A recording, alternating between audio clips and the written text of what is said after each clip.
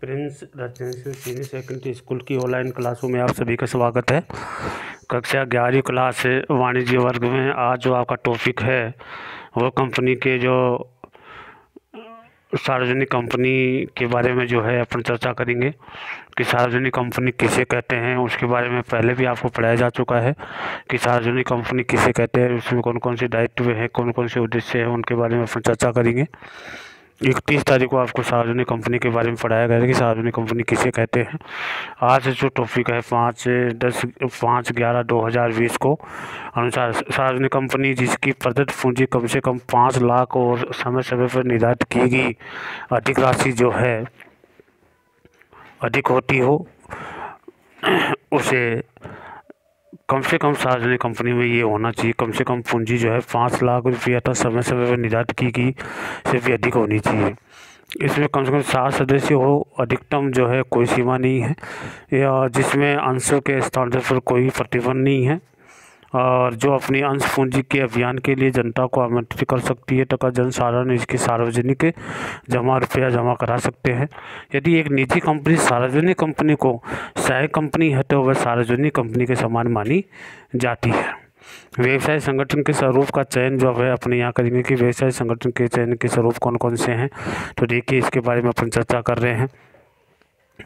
व्यवसायिक संगठन के विभिन्न स्वरूप का अध्ययन करने के पश्चात यह स्पष्ट है कि प्रत्येक स्वरूप के कुछ लाभ और कुछ हानियां हैं और उचित स्वरूप का चयन कई महत्वपूर्ण घटकों पर निर्भर करता है। इसलिए आवश्यक हो जाता है कि उपयुक्त स्वरूप का चयन करते समय कुछ आधारभूत घटकों को ध्यान में रखा जाए, और संगठन के चयन के महत्वपूर्ण निर्धारण घटकों को तालिका 2.4 में दर्शाया गया है तथा उसकी चर्चा नीचे दी गई है, जिसके बारे में अपन चर्चा करेंगे। तो देखिए प्रारंभिक लागत क्या है, ठीक है कि स्वरूप का चयन किस प्रकार दर्शाया जाता है और संगठन के चयन के महत्वपूर्ण निर्धारण घटक कौन कौन से हैं उसके बारे में अपन चर्चा करेंगे। तो देखिए घटक कौन कौन से हैं। प्रारंभिक लागत, जहां तक व्यवसाय की प्रारंभिक लागत का संबंध है, एकल स्वामित्व सबसे कम खर्चीला सिद्ध होता है तथापि इसकी कानूनी और प्रक्रियाएं न्यूनतम होती है एवं कार्यकलापों का पैमाना छोटा होता है। साझेदारी में भी सीमित पैमाने पर उद्यम के कारण कम कानूनी औपचारिकताएं और कम लागत का लाभ मिलता है, और सहकारी समितियां और कंपनियों का पंजीयन अनिवार्य है और कंपनी के निर्माण की कानूनी प्रक्रिया लंबी और खर्चीली होती है। यहाँ तक कि प्रारंभिक लागत का संबंध एकल स्वामित्व पहली पसंद है क्योंकि इस पर न्यूनतम व्यय आता है, तथा विपरीत कंपनियां संगठन के निर्माण की प्रक्रिया जटिल है तथा इस पर अधिक व्यय होता है। दायित्व, एकल स्वामित्व और साझेदारी में स्वार्थी का दायित्व सीमित होता है, अतः आवश्यकता पड़ने पर ऋणों का भुगतान स्वामियों की निजी परिसंपत्ति से किया जाता है, निजी परिसंपत्ति के द्वारा किया जाता है। तो देखिए इसमें दूसरा जो है दायित्व, एकल स्वामित्व और साझेदारी में स्वामित्व का दायित्व असीमित होता है, अतः आवश्यकता पड़ने पर ऋणों का भुगतान स्वामियों की निजी परिसंपत्तियों से किया जाता है, और संयुक्त हिंदू परिवार व्यवसाय में केवल कर्ता का ही दायित्व असीमित होता है।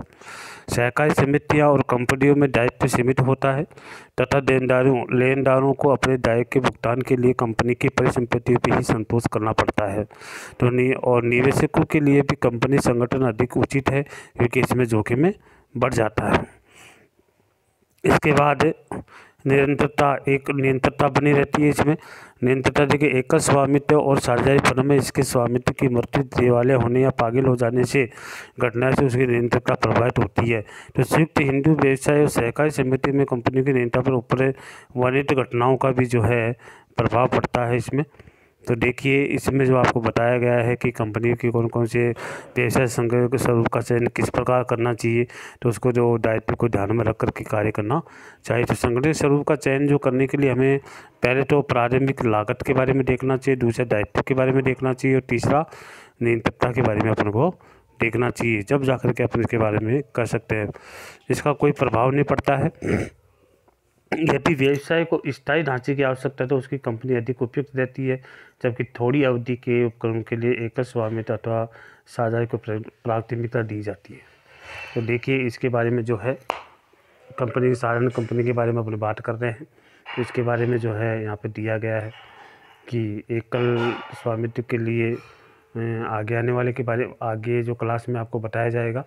इसमें आज अपन बात करते हैं एकल स्वामित्व, साझा स्वामित्व, संयुक्त हिंदू परिवार, व्यवसाय और सहकारी समिति और कंपनी के बारे में अपनी बात करते हैं कि किस प्रकार जो है तालिका में दे रखी है आपको कि दोनों इन सभी में अंतर क्या है। तो देखिए तुलना क्या है, इसके बारे में अपन चर्चा करेंगे।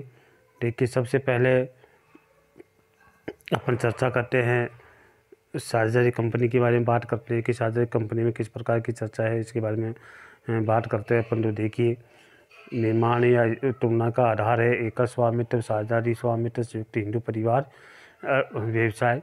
तो देखिए निर्माण स्थापना, न्यूनतम में विधिक औपचारिक सरल स्थापना, पंचन ऐच्छिक स्थापना सरल होती है।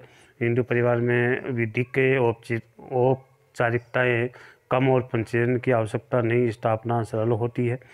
इसमें सदस्य होते हैं, केवल स्वामी होता है, न्यूनतम में अधिकतम बैंक के लिए 18 और अन्य 20 होती है। इसमें परिवार की संपत्ति के विभाजन के लिए अन्य कम से कम 2 सदस्य और कोई अधिकतम सीमा नहीं है।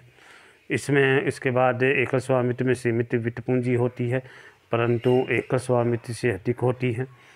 पूर्वजों की संपत्ति के ऊपर निर्भर करता है संयुक्त हिंदू परिवार में। दायित्व क्या होता है, असीमित दायित्व इसमें पाया जाता है एकल स्वामित्व में, और साझेदारी में असीमित और संयुक्त होता है। और हिंदू परिवार असीमित सीमित अन्य सदस्य होते हैं। इसके बाद जो है प्रबंध और नियंत्रण में स्वामी ही सभी निर्णय लेता है, शीघ्र निर्णय लेता है। साझेदारी निर्णय लेते हैं, सभी साझेदारी की स्वीकृति आवश्यक होती है, कर्ता निर्णय लेता है। इसके बाद है निरंतरता, व्यवसाय में अनिश्चितता, व्यवसाय और स्वामी एक ही व्यक्ति होता है। अधिक अस्तित्व लेकर साझेदारी की स्थिति से प्रभावित होता है, कर्ता की मृत्यु पर ही अस्तित्व जो है आगे व्यवसाय चलाता रहता है। इसके बाद जो है सहकारी समिति में होता है कि पंचायत अनिवार्य विधिक होता है। इसमें पंचायत अनिवार्य और निर्णय प्रक्रिया लंबी और खर्चीली होती है। कम से कम 10 बालिग सदस्य, कोई अधिकतम सीमा नहीं है। कंपनी निजी में जो न्यूनतम 2 और सार्वजनिक में 7 और निजी कंपनी अधिकतम 50 है। सार्वजनिक कंपनी कोई सीमा इसमें नहीं होती है। इसमें दायित्व सीमित होता है, इसमें बड़ी मात्रा में विशेष संसाधन होते हैं, इसमें सीमित होता है, इसमें भी सीमित होता है। चुनने पर प्रतिनिधि 68 पर समिति निर्णय लेती है और स्वामी और प्रबंधक जो है पृथक होता है। पृथक वैधानिक अस्तित्व के कारण अस्तित्व पाया जाता है। पृथक वैधानिक अस्तित्व के कारण ये अस्तित्व पाया जाता है। तो इसमें 3 तुलना की गई है। तो इस तालिका में मैंने आपको तुलना बता दी गई है। इसमें अलग अलग जो है अंतर पाया जाता है और किसी में कम, किसी में ज़्यादा सदस्य होते हैं। पूंजी कभी किसी में ज़्यादा लगती है, किसी में कम लगती है। तो इसके बारे में मैंने आपको समझा दिया है। 11वीं क्लास के विद्यार्थी जो है अपनी किताब में ध्यान दें और उसको जो है इस सारणी को अच्छे से पढ़ें। और जो सारणी आपको समझ में नहीं आ रही है तो वो सारणी जो है हमें मेरे से फ़ोन करके पूछ सकते हैं कि सर ये समझ में नहीं आए। तो मैं आज आपके लेसन में जो है सारणी तालिका आपको पढ़ाई गई है कि एकल स्वामित्व, साझेदारी और संयुक्त हिंदू परिवार, व्यवसाय, सहकारी समिति और कंपनी के बारे में मैंने आपको अच्छे से पढ़ा दिया गया है। फिर भी किसी विद्यार्थी को अगर किसी प्रकार की कुछ समझ में नहीं आ रहा हो कोई पॉइंट, तो वो फ़ोन करके वो विद्यार्थी पूछ सकता है या व्हाट्सएप के माध्यम से भी पूछ सकता है कि कोई समस्या है। तो इसलिए आज के लेसन में मैंने आपको करवाया गया व्यवसाय संगठन के स्वरूप का चयन के बारे में, इसके बारे में बताया गया है। आगे आपको और भी इसके बारे में बताया जाएगा। तो इसलिए आज की जो तारीख में आपको इतना ही पढ़ाया जाएगा। आगे की जो है प्रक्रिया के बारे में आपको पढ़ाया जाएगा। इसलिए आज की क्लास में जो है तुलनात्मक और वगैरह जो आगे की जो लेसन है उसके बारे में आपको और भी पढ़ाया जाएगा। आगे और बताया जाएगा कि कौन कौन से लेसन इसमें शामिल हैं, कौन कौन से जो पॉइंट है उसके बारे में आपको बताया जाएगा कि व्यवसाय स्वरूप के चयन के लिए हमें कौन कौन सी पॉइंटों की आवश्यकता है। इसके बारे में जो आने वाली जो है क्लास में आपको अच्छी तरह से बताया जाएगा। 11वीं क्लास के विद्यार्थी जो जुड़े हुए हैं वो विशेषकर ध्यान रखें, किताब खोल करके ज़रूर पढ़ें और उस किताब में जो है लेसन निकाल के जो पेज आपको मैं पढ़ा रहा हूँ उस पेज को आपको अच्छे से निकाल करके पढ़ाई करें।